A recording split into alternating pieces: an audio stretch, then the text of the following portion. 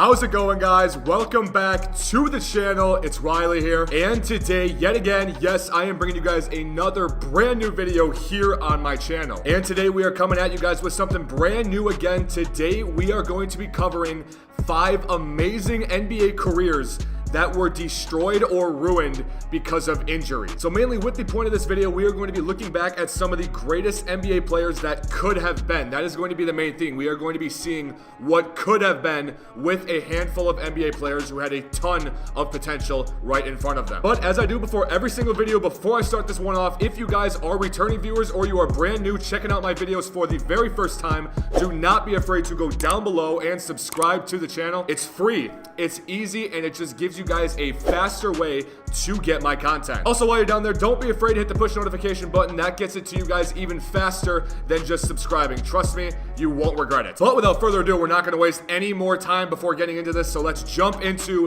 5 amazing NBA careers that were ruined or set back because of injuries. All right, at number 5 for the video here today, we have none other than Grant Hill. Now, if you are watching this video and you do not know who Grant Hill is, I think I only need one major statistic to show you guys that he was definitely going to be one of the all-time greats in the game if it wasn't because of injury. Grant Hill is currently one of only 4 players in NBA history who surpassed the statistics of 9,000 points, 3,000 rebounds, and 2,500 assists. Now, in case you are curious of who he is in that category with, it is Grant Hill, Larry Bird, Oscar Robertson, and LeBron James. So yeah, that's a pretty top tier category if you ask me. Now, even though Grant Hill did play until the age of 40 in his basketball career, it is definitely well known by many people that he could have been a lot better in the record books than what he actually was if it wasn't due to early career injuries. Coming out of the 1994 NBA draft, Grant Hill was a superb player. He was head over heels, one of the greatest players to come out of that draft class, and he had a ton of potential going into the NBA. And for the first 5 or 6 years of his career, he definitely proved himself. As you are watching the highlights, he was a complete menace out on the floor. But it didn't take long until the 2000 to 2001 season until Grant Hill started suffering with leg and ankle problems. As this was in the prime of his career when he was with the Orlando Magic, he only played in 47 total games in a span of 4 years with the Orlando Magic. So yeah, when you're at the age of about 28, 29 years old and you suffer a leg or ankle injury that is this severe to where you're only playing an average of 12 games per season in a 4-year span, that definitely takes a toll on your career numbers, what you can do as an NBA player, etc. You guys know what I'm getting at by saying this. So it was still nice to see that he made an NBA career out of something that he still had. I mean, he did lose a lot in those 4 years, but he stuck with it. The determination was through the roof with Grant Hill, and he made the NBA comeback and stayed in the game for much longer than anyone anticipated. So yeah, it would have been very interesting to see what Grant Hill could have done in his NBA career if it wasn't for this major setback of ankle issues in the prime of his career, you could say. So yeah, all in all, there is number 5 of the video, Grant Hill. And at number 4 for the video here today, we have none other than Yao Ming of the Houston Rockets. Now, if you don't know who Yao Ming is, I'm slightly convinced that you're not an NBA fan and you somehow stumbled across this video. But either way you look at it, Yao Ming was a once-in-a-generation type player. He is something the NBA has never seen before. He was a 7'6" center in the NBA who came out with career averages of 19 points per game, 9 rebounds per game, and 2 blocks per game. The dude was a complete beast out on the floor. He was unstoppable when healthy. He did make 5 All-NBA first teams in his career, and he did participate in the All-Star game every single year that he was healthy and played the full season. After Yao Ming's NBA career started, it did not take long for injuries to start taking a toll on the 7'6" freak. And it was very obvious that the injuries of Yao Ming were not all focused in one area. They were with his feet, they were with his back, they were with his chest, they were with his knees, they were with basically anything you could think of. As Yao Ming came into the NBA in the 2002 to 2003 season, he did not play in more than 57 games a year after 2005. He played in less than that every single year. So for Yao Ming, it wasn't really a huge injury that had a major setback on him. It was just basically injuries coming in from every which direction to the big man. So I mean, it was a shame to see Yao Ming go down like this and not have the elongated career that he maybe could have had. But it's rather obvious also that when you're a big man in the NBA, especially staggering in at 7'6", injuries are almost inevitable for players like that. I mean, Kristaps, obviously a bunch of 7 foot plus people in the NBA, they all deal with injuries. It's just inevitable for those guy. But it was definitely a treat for the NBA when they had Yao Ming around. He was an absolute beast when he was healthy and when he played.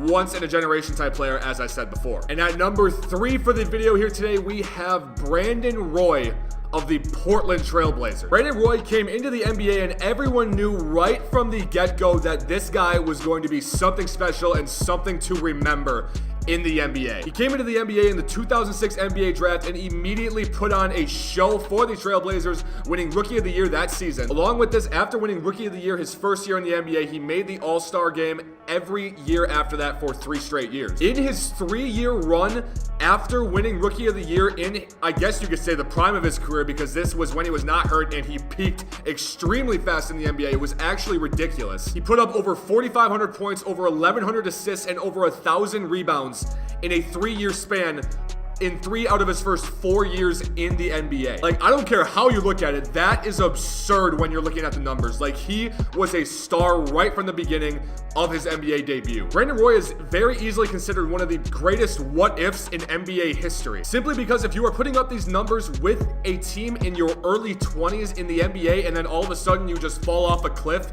with a major injury, that is going to leave topics of discussion around this player for years and decades to come following this. I truly wish he never would have got hurt. I mean, I'm sure everyone does. But watching highlights of him back then, now he was a shot creator, he was explosive, he was a lane driver, he was everything you could ask for in an NBA superstar.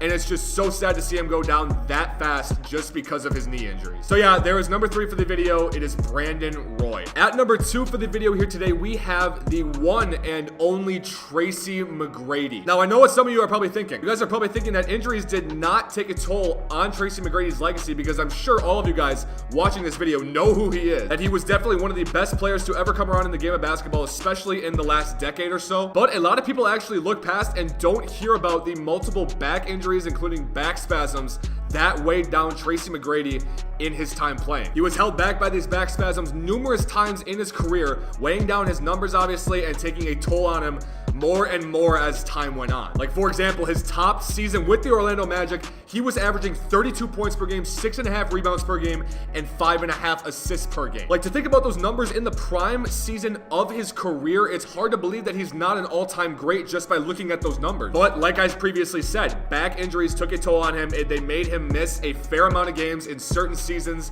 and ultimately it ended his career a little bit short of what it could have been down the road if he did not suffer these injuries. So yeah, you hate to see these things happen to these kind of players, but then again, it also sparks up the what if conversations all the time. I'm sure all of these guys I've mentioned so far have made your guys' debates or discussions about NBA players who could have been all-time greats. But yeah, there is number 2 for the video. It is Tracy McGrady. And at number 1 for the video, I'm sure you guys all saw this one coming. You didn't even have to watch until the end to know this was going to be number 1. It is our very own Derrick Rose. Now, if you guys were not paying attention to the NBA back then when Derrick Rose had his MVP season, you guys really missed out on something special. This guy back then played basketball like no one has ever seen in NBA history. I can say that for a fact, and a lot of people will agree with me on that. His averages during his MVP season at the age of 22 with the Chicago Bulls were 25 points per game, 7 assists per game, and 4 rebounds per game. Now, I know those aren't the craziest numbers you've ever seen in your life when looking at NBA stats, but the man played the game different, like I said, than anyone we've ever seen. The explosiveness in his game, just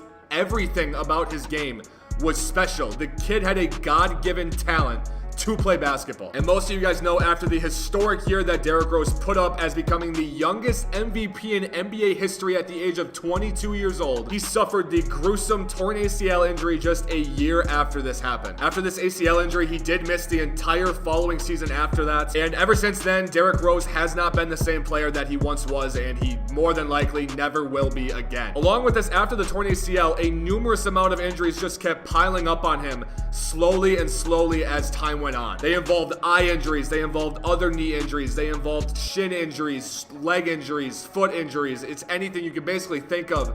Derrick Rose's body, it seemed to be slowly deteriorating as time went on. But you have to give a man credit where credit is due. Derrick Rose, he still has not given up to this day. You guys obviously know he is a point guard for the Minnesota Timberwolves right now, still going as hard as he possibly can every single night on that basketball court. Honestly, in my opinion, he is the NBA's best comeback story ever so far. I mean, I know his career's not even done yet, but he's still the best comeback story in my opinion, and I'm sure in a lot of people's opinions. You can't match the heart that this guy has playing basketball, especially being able to come back from more than a handful of injuries in his career. So yeah, you guys, I'm thinking that's gonna mark the end of the video here today. I'm really hoping you guys did enjoy the video. It did take a while to create, but it was well worth it in the end, in my opinion. Also, before I end this video, I do want you guys to leave comments down below. I want you guys to comment what one player came to mind for you that didn't make this top 5 that should have. Please leave your feedback down below. I want to debate with you guys. Also, if you did enjoy the video in any way, shape, or form, please make sure to go down below and slap a like on it. Like I always say, it truly means the world to me when you guys show support on my content. It means the world. It just pushes me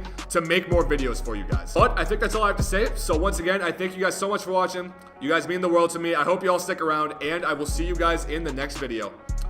Peace!